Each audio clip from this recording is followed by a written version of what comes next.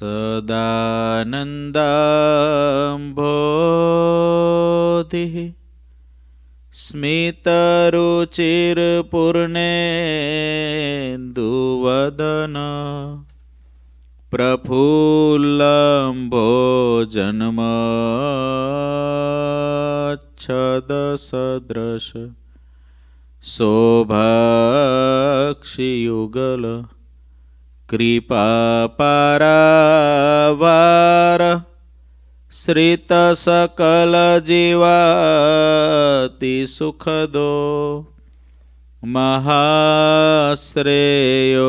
મૂર્તિર જયતિ સહિ નારાયણ મુનિ વરનિવેશરમણીય દર્શનમ મંદહાસરુચિરાદનનાંબુજમ પૂજિતમ સુરનરોત્તમેર્મુદા ધર્મનંદનમહં વિચિંતયે.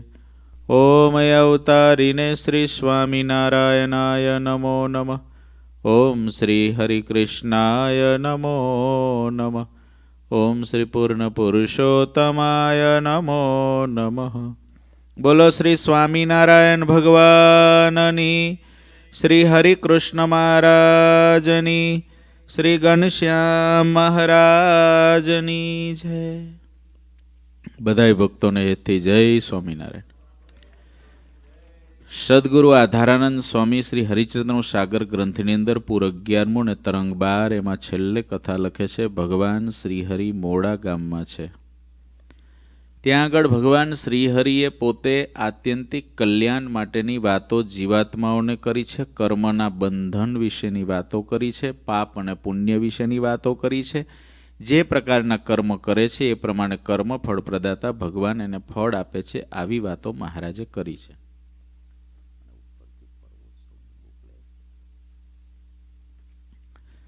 આગળ સ્વામી લખે છે, મુક્ત મુનિ ઉત્તમ રાજાને કથા સંભળાવે છે. પૂર 11 તરંગ 12 જે શ્રીજી મહારાજની વાત શરૂ હતી એ વાતને આપણે વાંચીએ છીએ. મોક્ષ કી બાત કહાવત જેતી અભ્યાસ કરે વિન રહે ન તેતી ખપહી જીતનો જાકુર હાવે ખપહી જીતનો જાકુર હાવે તીતનો અભ્યાસ સોતેહી કરાવે તીતનો અભ્યાસ સોતેહી કરાવે. છેલ્લે વાત એમ આવી હતી કે ભગવાન અને સંતો સિવાય જીવને સત્સંગનો રંગ ચડાવે કોણ? નિષ્કામ, નિર્લોભ, નિસ્વાદ, નિર્માન અને નિસ્નેહ આ 5 વર્તમાને યુક્ત જે ભગવાનના સંત છે એના વર્તન દ્વારા ને એની વાત દ્વારા જીવને સત્સંગનો રંગ ચડે છે એ વાત આવી હતી. હરિભક્તોને સત્સંગનો પટ, સત્સંગનો રંગ ચડાવવા માટે સત્સંગનો રંગ ચડાવવા માટે ભગવાન કે ભગવાનના સંતના સમાગમની જરૂર પડે. ભવ બ્રહ્માદિક દેવતાઓને પણ એવા ગુણ મળવા દુર્લભ છે. આ વાત ગઈકાલ સ્વામીએ કરી હતી. આગળ આવે સ્વામી લખે છે, મોક્ષની જેટલી વાત કહેવાય છે તે અભ્યાસ કર્યા વિના ટકતી નથી. જેને જેટલો ખપ હોય તે તેનો તેટલો અભ્યાસ કરે છે. ખપનો અંકુર જે રીતે ઉપજે તેવી વાત કરતા સંતોને આવડે છે. કેટલાક બીજના અંકુર તો ઘણે લાંબે સમયે ઉપજતા હોય છે. ખપ છે ને, સત્સંગમાં સૌથી અગત્યની જો કોઈ બાબત હોય તો એ છે ખપ.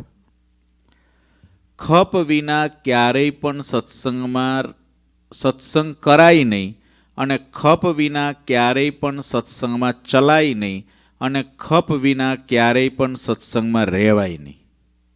ખપનો અર્થ થાય ગરજ. સૌ પ્રથમ જ્યારે ભગવાન કે ભગવાનના સંતનો જીવને યોગ થાય છે ત્યારે પહેલા ભગવાન કે સંત એવી રીતે વાત કરે છે કે જન્મ મરણના ચક્કરમાંથી છૂટવાનું છે. આવી વાતો સાંભળતા જીવને ખપ જાગે કે મારે જન્મ મરણમાંથી છૂટવું છે. એવો જ્યારે એને ખપ જાગે છે, ગરજ જાગે છે, ત્યારે સત્સંગમાં આવે છે. સત્સંગમાં આવ્યા પછી એ ખપને જે રોજ બરોજ જાગતો રાખવો એ બહુ કઠણ છે. ખપ જો સત્સંગમાં આવ્યા પછી જાળવવામાં ન આવે તો ખપ સત્સંગમાં આવ્યા પછી મરી પણ જાય છે. અને ખપ મર્યો એટલે આપણું આત્યંતિક કલ્યાણનું મૃત્યુ થયું, આપણા મોક્ષ માર્ગનું પતન થયું. જીવનમાં ક્યારેય પણ ખપ વિનાના ના થવું, બે ગરજુ ના થવું. આપણે પૈસા કમાવાનો ખપ આખી જિંદગીમાં કોઈ દીએ ટળતો નથી. પૈસા કમાવા માટેનો ખપ રોજ જીવને નવો નવો રહે છે. જોબ કરવા માટેનો ખપ રોજ નવો નવો રહે છે. લગ્ન પ્રસંગોનો ખપ રોજ નવો નવો રહે છે. કોઈ દી એમ થતું નથી કે હવે બહુ લગ્ન પ્રસંગોમાં ગયા. એમાં રોજ નવું નવું રહે છે. કોઈને ત્યાં વ્યવહાર પ્રસંગોમાં જવું આવવું એ રોજ નવું ને નવું રહે છે. પણ સત્સંગ જીવને જૂનો થઈ જાય છે, કારણ કે ખપ ઓછો છે. શ્રીજી મહારાજે વચનામૃતની અંદર ખપ શબ્દનો પ્રયોગ કર્યો છે. એમાં મહારાજ પ્રથમના 57માં વચનામૃતમાં એમ કહે છે, જે સ્વભાવ સત્સંગમાં અંતરાય કરતો હોય તે ઉપર જેને અભાવ ન આવે ત્યાં સુધી એને ક્યાં સત્સંગનો ખપ છે? સત્સંગની એને ગરજ જ ક્યાં છે? મારો સ્વભાવ મને સત્સંગમાં નડે છે અને છતાં પણ મને કોઈ રીતે એ બાજુની કોઈ તસદીદ નથી, એ બાજુ જોવાની. એને તો ખપ જ નથી. અને ખપ વિનાનો જેનો સત્સંગ છે ને એ તો પાયા વિનાની ઇમારત છે. પાયો જ ના હોય એ ઇમારત ઊભી રહે કેટલી વાર? અને માની લો કે સત્સંગમાં છે, ખપ હતો, બિલ્ડિંગ ઊભું છે, પાયાઓ છે, પણ પાયાઓની અંદર કાટ ચડી ગયો છે અને હવે પાયા બધા હલબલી ગયા છે, તો એ બિલ્ડિંગને હેઠા આવતા કેટલી વાર લાગે? એમ જીવનમાં જ્યારે ખપ પૂરો થઈ જાય ને ત્યારે એ બિલ્ડિંગ હેઠું આવી જાય. આપણા જીવનમાં વિચારવું કે મને સત્સંગમાં રાખવા માટે ભગવાન, સંત અને ભક્ત ગરજ કરે છે કે હું સત્સંગમાં રહેવા માટે હું ગરજુ થયો છું? બહુ ઊંડું વિચારશો ને તો આપણી ગરજ ઘણી વખત ભગવાન, સંતને ભક્ત કરતા હોય છે. આપણે એટલા છીછરા પાયાવાળા હોઈએ કે આપણને સત્સંગમાં રાખવા માટે, સત્સંગમાં ચાલવા માટે, ચલાવવા માટે ગરજુ થવું પડે છે. ભગવાનને, ભગવાનના મોટા સાધુને, મોટા હરિભગતને ગરજુ થવું પડે છે. અને તોય આપણે સત્સંગમાં ચાલીએ કે ન ચાલીએ.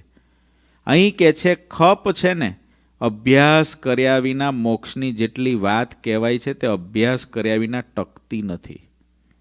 રોજ વાલા ભક્તો વિચાર કરવો પડે, આ સત્સંગમાં આપણે શા માટે આવ્યા છે? આપણે આ સત્સંગમાં આવીને શ્રીજી મહારાજ ઉપર શું ઉપકાર કર્યો છે?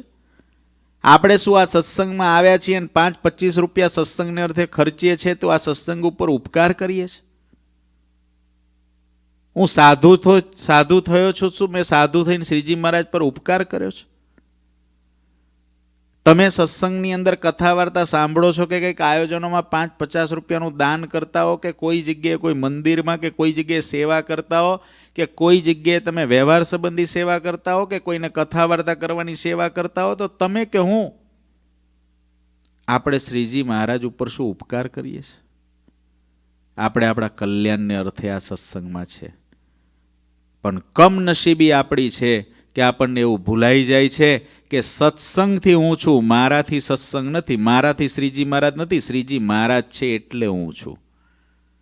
કિંમત શ્રીજી મહારાજને લઈને મારી છે, મારાથી શ્રીજી મહારાજની કોઈ કિંમત નથી. શ્રીજી મહારાજને મારા જેવા કરોડો નબજો છે એ મરી જાય, ટળી જાય, શ્રીજી મહારાજને કાંઈ ફેર પડતો નથી.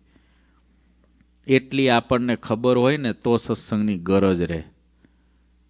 પણ આપણે ઘણીક વખત, હું ને તમે બંને, અમે થોડા 5 જીવને સત્સંગ કરાવી દઈએ કંઠી બાંધીને, અને થોડુંક કંઈક 5 જીવ ભગવાનને ભજતા થયા હોય, 5-25 રૂપિયાનું દાન કરતા થયા હોય, અને તમે કંઈક થોડું દાન કરી દેતા હો, 2 ધક્કા ખાઈ લેતા હો સત્સંગને અર્થે, અને કંઈક થોડું ઘણું હાચવી લેતા હોય, એમ તમને મને એમ થાય કે આખો સત્સંગ આપણે છીએ એટલે છે. આ બધાય ચકરડાઓ આપણને ઊંધા ચડી ગયા છે. આ બધા ચકરડાઓ આપણા ખપને મારી નાખે છે. આપણી ગરજ જે સત્સંગ પ્રત્યેની, આપણે જે દી સત્સંગમાં પહેલે દિવસ આવ્યા અને આપણી જે ગરજ હતી ભગવાનને, ભગવાનના સંતો ભક્તો પ્રત્યે જે આપણું રાંકપણું હતું, દાસપણું હતું, શૂન્ય ભાવપણું હતું, બધું લૂંટાઈ છે ખપ વિના. અભ્યાસ કર્યા વિના ખપ જાગેલો રહેતો નથી. માટે અભ્યાસ અવશ્ય મેવ કરવો. વિચારવું કે સત્સંગની અંદર મને 5 વર્ષ થયા, 10 વર્ષ થયા, એવા સંકલ્પો તો નથી થતા ને કે મારે લીધે આ સત્સંગ છે.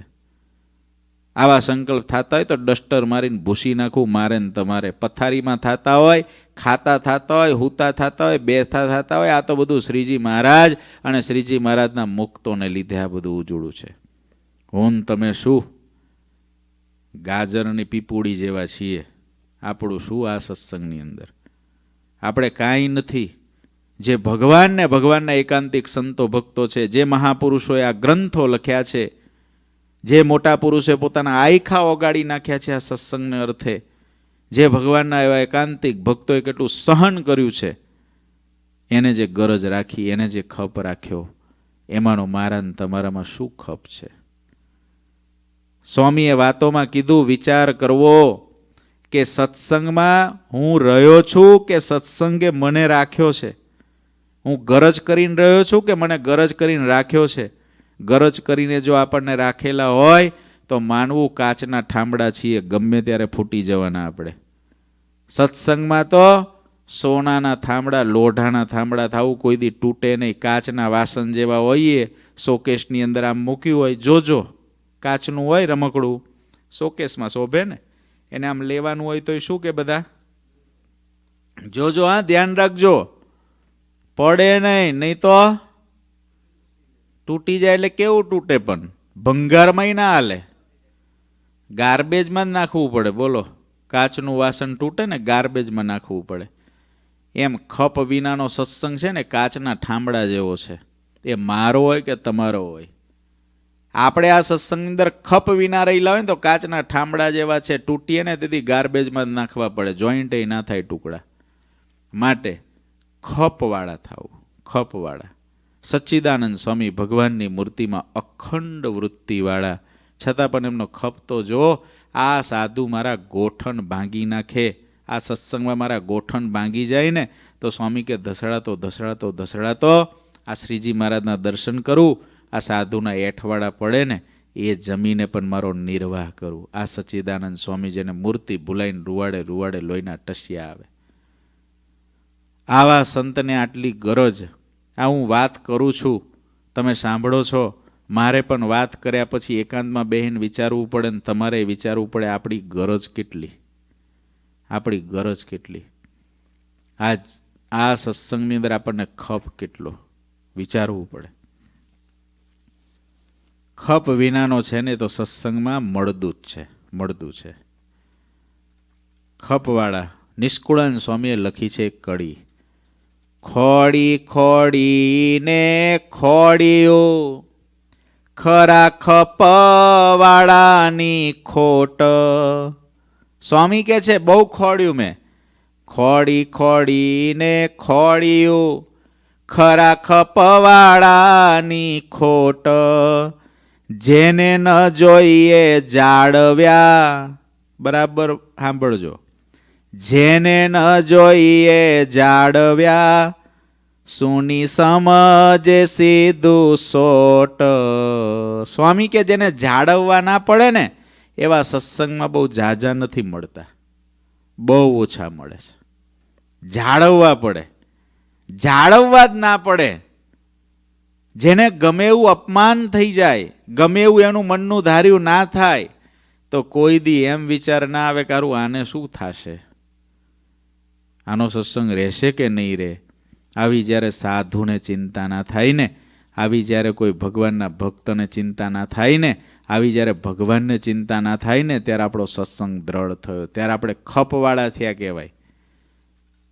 અને સીધો આમ બસ થોડું કાંઈક લાગ્યો ધક્કો થોડું કાંઈક સાંભળ્યું નથી, કંઈક જોયું નથી, કાંઈ વિચાર્યું નથી ને તરત જ જેના સત્સંગ તૂટી જાય એ તો કાચના ઠામડા જેવું કહેવાય.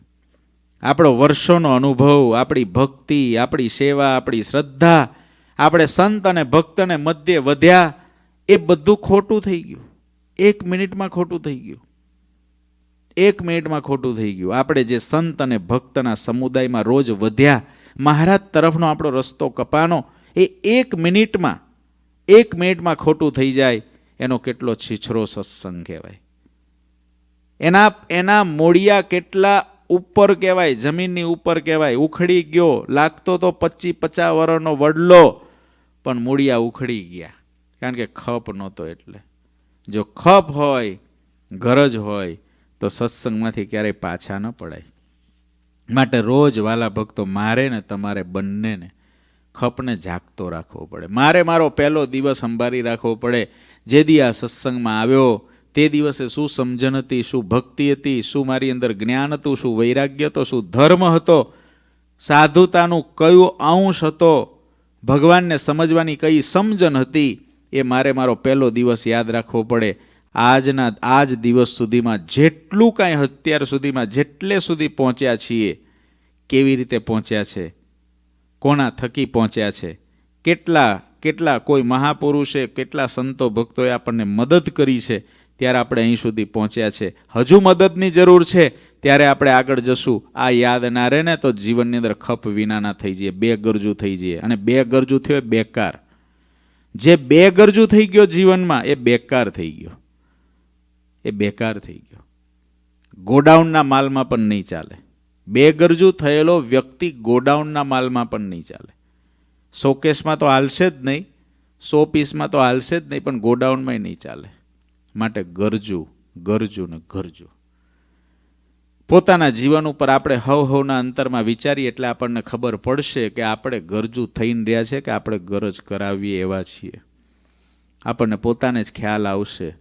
કારણ કે આત્મા કોઈ દી ખોટું બોલતો નથી. આખી દુનિયા છે ને, એ આખી દુનિયાને આપણે કંઈક કહી શકીએ કે ના ભાઈ હું તો ખપવાળો છું, પણ આપણો આત્મા તો અંદરથી બોલે કે રહેવા દે, તારે ક્યાં ગરજ છે. જો હમણાં થોડીક પૂંછડી દબાવે તારી, તો તરત તું સત્સંગ મૂકીને જાય એવો છો.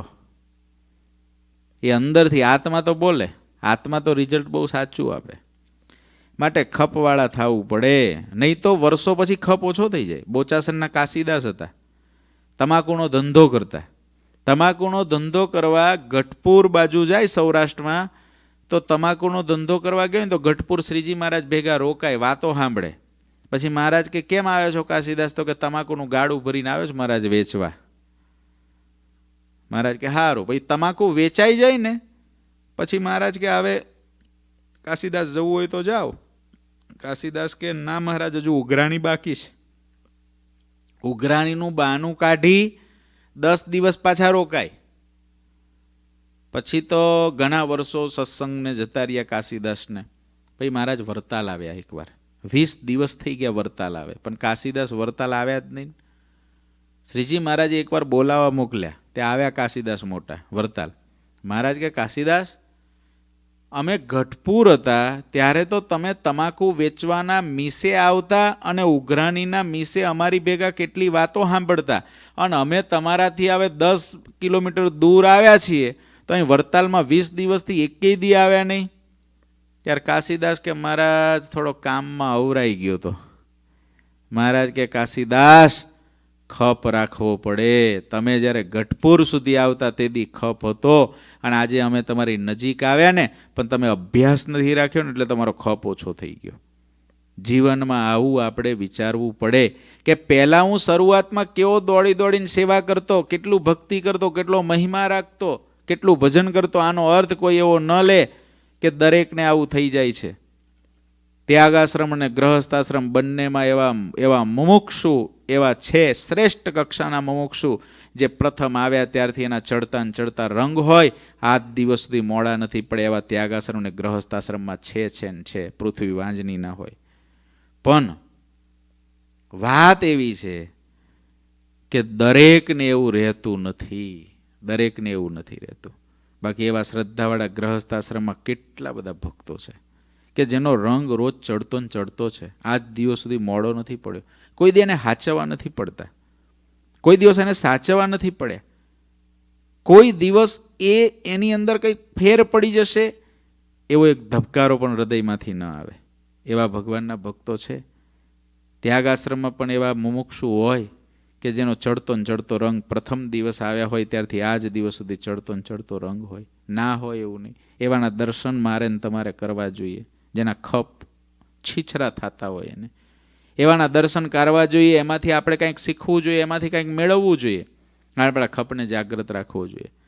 કાશીદાસને શ્રીજી મહારાજે કહ્યું ને, ત્યારે કાશીદાસની આંખો ખુલી કે વાત સાચી છે પ્રભુ, તમે ગઢપુર રહેતા હતા ત્યારે ખપ જેટલો હતો એટલો અત્યારે ખપ રહ્યો નથી. એટલે ગરજ રોજ નવી નવી રહેવી શ્રીજી મહારાજને બહુ ગમે છે. તો જ આપણો સત્સંગ નવો નવો રહે ને.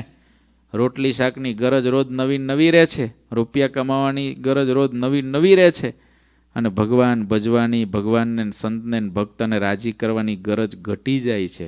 હવે તો હું સમજતો થઈ ગયો છું, મને હવે તો ખબર પડતી થઈ ગઈ છે, હવે તો હું થોડું ઘણું સત્સંગમાં જાણતો થઈ ગયો છું. પછી ગરજ જાય છે, અને ગરજ ગઈ ને એટલે બધું પૂરું થઈ ગયું, કશું રહ્યું નહીં એવું સમજવાનું છે. સંતોને જેવી રીતે ખપ ઉપજે ને એવી વાત કરતા આવડતી. કેટલાક બીજના અંકુર તો ઘણે લાંબે સમય ઉપજતા હોય છે. સંતોની વાત રૂપી બીજ જેના કાનમાં પડે એ જાણે અજાણે પણ તે સંતોના દર્શન કરે છે, અને દર્શન રૂપી બીજ નેત્ર દ્વારા જેના હૃદયમાં પડે છે અને રહે છે, એ રીતે સત્સંગના સંસ્કાર રૂપ બીજ દ્રષ્ટિ દ્વારા અને કાન દ્વારા બે પ્રકારે અંતરમાં પડતા હોય છે. તે બીજ જ મોક્ષનો અંકુર ઉત્પન્ન કરવાવાળા છે. બે પ્રકારે બીજ મુમુક્ષુના હૃદયમાં પડે છે. એક સંતના દર્શનથી અને બીજું સંતની વાતે કરીને. સંતના દર્શનથી અને સંતની વાતે કરીને. તમે બધાય પોતપોતાના સત્સંગના ઇતિહાસમાં જતા રહો થોડી વાર માટે. જે દિવસે તમને સૌથી પહેલાં સત્સંગની શરૂઆત થઈ ત્યાં જતા રહો. એ પોઈન્ટ ઉપર જઈને ઊભા રહી જાઓ, અને એ પોઈન્ટ ઉપર જઈને ઊભા રહેશો ને તો તમને બે જ વસ્તુ મળશે. આ તો શ્રીજી મહારાજના શબ્દો છે. એક, કાં તો કોઈ સંતના દર્શન થયા હશે, અને કાં તો કોઈ સંતની વાત સાંભળી હશે. આ બેમાંથી એક જ ઘટના થઈ હશે. જેના જેના સત્સંગની અંદર તમે ઊંડા જશો, આ બે જ વસ્તુ નીકળશે. કાં તો સંતની વાત સાંભળી હશે, કાં સંતના દર્શન થયા હશે. મુમુક્ષુમાં મુમુક્ષુતાનું બીજ મૂકવાની શરૂઆત જ ત્યાંથી થાય છે. કાં તો સાધુના દર્શન થાય, કાં સાધુની વાત સાંભળે. આંખ દ્વારા સાધુના દર્શન થાય અને જીવને એમ થાય કે આવા સાધુ ક્યાંય જોયા નથી, અને કાન દ્વારા વાત સાંભળે ત્યારે જીવને એમ થાય કે આ સાધુ કેટલી સરસ વાત કરે છે આપણા જીવની. એ બીજ રોપાયું એટલે એ જીવને ખપ જાગે. બધાયના જીવનમાં મોટે ભાગે આમ જ છે, આમ જ છે. કેટલા બધા ભગવાનના ભક્તો એવા છે કે જે પહેલી વાર સંતો પાસે આવ્યા, સંતોના દર્શન કર્યા, સંતની વાત સાંભળી, હૃદયમાં એમ થયું આવા સાધુ નથી ક્યાંય, આ બહુ સરસ વાત કરે છે, આપણા કલ્યાણ માટે સારું છે, અને એનું બીજ રોપાયું ને હાલતા થયા. આવા તો 100 હરિભગત લો ને તો 100માંથી 98 હરિભગત આ પ્રકારના હોય. 100 મારા જેવા ત્યાગી લો ને તો એમાંથી 98 ત્યાગી એ પ્રકારના હોય કે જેને એ પ્રકારથી જ ત્યાગ આશ્રમ સ્વીકાર્યો, એ પ્રકારથી જે ગ્રહસ્થાશ્રમમાં રહીને ભગવાન ભજતા હોય, આમ જ હોય. એટલા માટે ભગવાનના સંતો ગામડે ગામડે વિચરણ કરે છે. મેં ના કીધું? આ ઓસ્ટ્રેલિયાની અંદર કથા વાર્તા સાંભળે છે ભગવાનના ભક્તો, હજુ સાધુને કોઈ દી પ્રત્યક્ષ મળ્યા નથી, એક પણ સાધુને નહીં. કથા વાર્તા સાંભળે છે, સત્સંગમાં બળિયા થાય છે, વચનામૃતને સ્વામીની વાતો ને નિષ્કુળાન કાવ્ય વાંચી વાંચીને એના મંતવ્યો મૂકે છે, ચર્ચા કરે છે. પોતે કથા વાર્તા કરતા થઈ ગયા છે. 4 યુવાનો હમણાં ત્યાં તૈયાર થયા છે, કથા વાર્તા પોતે કરે છે. કથાઓ સાંભળીને પ્રત્યક્ષ મળ્યા નથી છતાં પણ ક્યાંથી થાય છે? સાધુની વાત સાંભળે છે, સાધુના દર્શન કરે છે, એના જીવમાં ભગવાનનું બીજ મુકાય છે, ભગવાનની મૂર્તિ મેળવવાનું બીજ મુકાય છે, ખપનું બીજ મુકાય છે. એટલે પછી એનું રોજ સત્સંગમાં ચડતો થાય છે. પણ હવે એ બીજ જે મુકાયું એ હુકાય ના, એની પણ ચિંતા મુમુક્ષુને રાખવી પડે. પછી કંઈક થોડું ઘણું સત્સંગમાં આગળ જઈએ અને આપણને બીજ જ ભૂલાઈ જાય કે મારું બીજ આ ભગવાનના સંત કે આ મોટા પુરુષે મૂક્યું, ત્યારે આજે સત્સંગમાં આ જ સ્થિતિએ છું. હજુ પણ જો હું ખપ રાખીશ તો એ ભગવાન એ મોટા પુરુષ આ સંતો ભક્તોની કૃપાથી હજુ હું સત્સંગની અંદર દિવસે ને દિવસે ભગવાનના સ્વરૂપમાં વધારે આસક્ત થઈશ, ભગવાનમાં મને વધારે હેત થશે. આવો વિચાર કરીને પછી આગળ હાલે તો થાય. અને તે બીજનો નાશ તો કાળરૂપી પક્ષી પણ ક્યારેય કરી શકતું નથી. એટલા માટે ભગવાનના દર્શનને તેમના ઉપદેશ શ્રવણનું મહાત્મ્ય ઘણું જ કહ્યું છે. ગામથી દૂર સુધી આવીને શ્રીહરિએ આવી વાત જે હરિભક્તો આવ્યા હતા તેની આગળ કરી.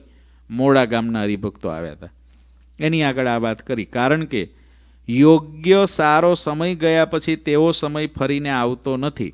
આગળ ચાલતા વન જેવું આવ્યું ત્યાં શ્રીહરિએ બધા ભક્તોને રોકી દીધા. સૌ હરિભક્તો ચરણોમાં પડ્યા અને આજ્ઞા વચનથી બંધાઈ રહ્યા. ધર્મકુમાર શ્રીહરિ આગળ ચાલતા થયા. 8 કોસ જેટલે આવીને સ્નાન પૂજા આદિ નિત્ય કર્મ કરીને ટીમન કર્યું. શ્રીહરિએ સ્વયં નાસ્તો કર્યો. સંતો પાર્ષદોને પણ નાસ્તો કરાવ્યો. પછી નિષ્પાપ ભાવે આગળ ચાલ્યા. તે મુડેલ ગામ આવ્યા. મહારાજ મોડાથી મુડેલ ગામ પહોંચ્યા છે. એથી શ્રી સહજાનંદ સ્વામી શિષ્ય સિદ્ધાનંદ મુનિ વિચિર શ્રી હરિચરિત્રનું સાગરના એકાદશપુરમાં મોડાથી નીકળેલા શ્રીહરિ મુડેલ ગામ આવ્યા. એ નામે 12મો તરંગ સમાપ્ત થયો. વાલા ભક્તો, અહીં આગળ 12 તરંગ સમાપ્ત થયા છે. આજે આપણે હિંડોળા ઉત્સવની અહીં આગળ શરૂઆત કરવી છે. હિંડોળા ઉત્સવનો મહિમા તો એવો છે, અષાઢ મહિનાની આ બીજથી શ્રાવણ મહિનાની બીજ સુધી આ હિંડોળા ઉત્સવ ધામધૂમથી ઉજવવામાં આવે છે. આમ તો એવું છે કે વૃંદાવનની અંદર જે ભગવાન શ્રી કૃષ્ણને ગોપીઓએ હિંડોળે બેસાડીને ઝૂલાવેલા એની સ્મૃતિ રૂપે ભગવાનમાં હેત કરવા માટે ભગવાનના ભક્તો આવી રીતે અષાઢ વદ બીજથી શ્રાવણ વદ બીજ સુધી ઠાકોરજીના હિંડોળા કરીને ઠાકોરજીને ઝૂલાવે છે.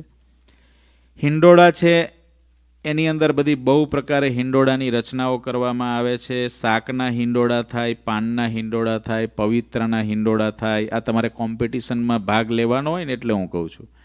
નાની ગડુલીઓના હિંડોળા થાય, ગુલાબના હિંડોળા થાય, ફળના હિંડોળા થાય, સૂકા મેવાના, રાખડીના થાય. હમણાં રક્ષાબંધન આવશે, રાખડીના હિંડોળા થાય. અને અલગ અલગ રીતે કોઈ હીરના હિંડોળા પણ કરે છે. કઠોળના થાય, અગરબત્તીના થાય, મીણબત્તીના થાય, જરીના થાય. આવા અનેક જાત જાતના આકર્ષક હિંડોળાઓ બને છે. અને આ હિંડોળા બનાવીને ભગવાનને ઝુલાવાય છે. શ્રીજી મહારાજ એકવાર ડાંગરા ગામમાં પધારેલા ખીમા પટેલને ઘેર, ત્યારે મહારાજ માટે ફળીમાં એક પીપર હતી. એ પીપર ઉપર હિંડોળો બાંધી રાખ્યો હતો. એનો સંકલ્પ હતો કે મહારાજને મારે અહીં ઝુલાવવા છે. તે સંકલ્પ જાણીને મહારાજ ઘેલા નદીમાં સ્નાન કરીને ખીમા પટેલને ઘેર આવીને સીધા હિંડોળા ઉપર બેસી ગયા. ખીમા પટેલ બહુ રાજી થયા. મહારાજ, તમે મારો સંકલ્પ જાણી લીધો. ત્યારે મહારાજ કે, પટેલ, અમારે પણ તમારા જેવા ભક્તોના મનોરથ પૂરા કરવાને એટલે તો અમે અહીં આવ્યા છે. આવી રીતે મહારાજ ત્યાં હિંડોળે ઝૂલેલા. હરિલામૃતની અંદર પણ વરતાલની અંદર જ્યારે સંતોએ મહારાજને ઝુલાવ્યા ત્યાં લખ્યું છે, સંતે વિનંતી કરી હરિપાસ અહો નાથ હજર અવિનાશ, કૃષ્ણ જન્મ સમ થયો જ્યારે તમે આવી અમારે ઉતારે હિંડોળામાં ઝૂલો હરિરાય પૂરો એવી અમારી ઈચ્છાય. એટલે સંતોએ પણ જ્ઞાનબાગની અંદર હિંડોળો બનાવીને ભગવાનને ઝુલાવેલા. નિષ્કુળાનંદ સ્વામીએ પણ ભક્ત ચિંતામણીની અંદર પણ લખેલું છે. પ્રકરણ 66મું પ્રકરણ છે. એની અંદર લખ્યું છે કે મહારાજને હિંડોળે બેસી અને મહારાજ હિંડોળે બેસાડીને સંતોએ ઝુલાવ્યા. 73મું પ્રકરણ છે. એની અંદર લખ્યું છે, રૂડો રચ્યો મળી મુનિરાજ, એવે હિંડોળે બેઠા મહારાજ. મળ્યા જન ત્યાં અતિ અપાર, લઈ ઊભા છે ફૂલના હાર. પણ પ્રભુને કેમ અપાય, અતિ ભીડ પાસે ન જવાય. તેના મનોરથ પૂરા કીધા, હાથ છડી વડે હાર લીધા. સદગુરુ આધારાનંદ સ્વામીએ નોંધ્યું છે, હરિચરિત્રમૃત સાગરના 16મા પૂરના 63મા તરંગમાં આવશે આગળ. 4 ઘડી દિવસ રહેતા રામદાસજીએ શ્રીહરિને હિંડોળે બેસવા કહ્યું. તેથી હરિભક્તોના જય જયકાર સાથે શ્રીહરિ હિંડોળે ઉત્તર મુખે બેઠા વાજિંત્ર વાગવા લાગ્યા. સંતોને પૂજા કરવા શ્રીહરિએ બોલાવ્યા. સંતો શેર શેર ગુલાલ લઈને શ્રીહરિ આગળ ધરતા, શ્રીહરિ તેમાં પગ મૂકતા, એમ સંતોએ ગુલાલથી પૂજા કરી અને એક એક સાકરનો ગાંગડો શ્રીહરિને આપતા. શ્રીહરિ તે બધાયની સાકર જમતા. પછી આરતી ધૂન થઈ રહી. હરિભક્તો ફૂલના હાર લાવતા. તે ચાલતે હિંડોળે શ્રીહરિ ઘણી ચાતુરીથી લેતા. હિંડોળો ચાલુ હોય ને હાર મહારાજ લઈ લે, ઊભો નહીં રાખવાનો હિંડોળો. વેગથી ચાલતા હિંડોળા પર શ્રીહરિ ઊભા રહેતા. જમણે હાથે થાંભલો ગ્રહણ કરીને ડાબો હાથ છૂટો રાખતા હાર લેતા. હારથી હિંડોળો ભરાઈ ગયો. ક્યારેક હાર હાથમાં રાખેલી છડીથી લેતા, ક્યારેક બે હાથથી પકડીને એક પગથી હાર લેતા. બે હાથથી હિંડોળો પકડીને પગથી હાર લઈ લેતા મહારાજ. એમ 1.5 પહોર રાત્રિ સુધી હાર લીધા પછી બંધ કર્યું. આવી રીતે મહારાજ હિંડોળા પર બેસીને આવી ઘણી બધી લીલાઓ મહારાજ પોતે કરતા. બસ આપણું જીવન પણ આ હિંડોળા જેવું જ છે. આ હિંડોળો આમ કરીએ ને ત્યારે કેવું થાય, ભગવાન નજીક આવે. પછી પાછા એમ આપણી અંદર સત્વગુણ વર્તતો હોય, ભજન ભક્તિની ખરેખરી હેલી ચડી હોય ને ત્યારે આમ ભગવાનનો હિંડોળો નજીક આવે. અને પછી રજ ને તમ આવે ને બધાય આવે ને, બધા મિત્રો રજોગુણ તમોગુણના, ત્યારે એમ હિંડોળો દૂર જાય. એટલે આમ આમ આમ આમ ભગવાન ઝૂલ્યા કરે છે. આપણે ઘડીક નજીક આવે છે, ઘડીક દૂર જાય છે, ઘડીક નજીક આવે છે, ઘડીક દૂર જાય છે. આવું થાય છે. અને આપણે પણ એવું થાય છે, આપણે હિંડોળે ઝૂલીએ છીએ. ઘડીક ભક્તિનો આમ પૂર આવે ત્યારે આમ ભગવાનથી નજીક જતા રહીએ હિંડોળાથી, સત્વગુણ વર્તતો હોય ત્યારે, અને રજતમ આવે ત્યારે આપણો હિંડોળો આમ જતો રહે, જાણે ભગવાનથી નજીક હતા કે નહીં. આવું થાય છે. એટલે આ બધું આપણું જીવન પણ જન્મ્યા ત્યારથી હિંડોળા જેવું જ છે. હવે આ હિંડોળાને ઠેક ભગવાન સુધી પહોંચાડવાનો છે. અને ભગવાનનો હિંડોળો નજીક આવે એ હૃદયમાં મહારાજને રાખવાના છે. આ હિંડોળા ઉત્સવનું એટલું જ પ્રયોજન છે કે ભગવાનની ભક્તિ વધે, ભગવાનમાં હેત વધે. તમે બધા હિંડોળા કોમ્પિટિશનની અંદર ભાગ લેજો. આખો પરિવાર ભેગા થઈને, પતિ પત્ની, દીકરા દીકરીઓ, વડીલો બધા ભેગા થઈને એવા સરસ મજાના હિંડોળા અલગ અલગ મહારાજ તમને જેવી પ્રેરણા કરે એવા બનાવો. અને એવા હિંડોળા બનાવીના કોમ્પિટિશન આજથી શરૂ થાય છે. જુલાઈની 19 સુધીમાં તમારે એને અપલોડ કરવાના છે વિડીયો. ફોર્મ ભરવાનું છે ફેમિલી દીઠ.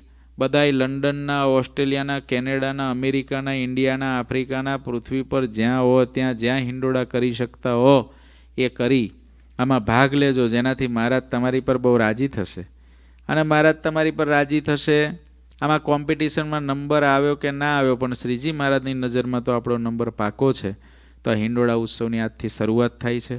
વાલા ભક્તો, અત્યારે આપણે અહીં આગળ હિંડોળાનું અહીં આગળ ઉદ્ઘાટન કરવું છે મહારાજનું પૂજન કરીને, અને ત્યારબાદ આરતી કરીને કીર્તન ગાશું. ત્યારબાદ જન્મગલ નામળેથી પૂજન કરશું. બોલો શ્રી ઘનશ્યામ મહારાજની જય. શ્રીપતિમ શ્રીધરમ સર્વદેવેશ્વર ભક્તિધર્માત્મજમ વાસુદેવમ હરે માધવમ કેશવમ કામદમ કારણમ સ્વામિનારાયણ નીલકંઠમ ભજે. શ્રી ઘનશ્યામ મહારાજની.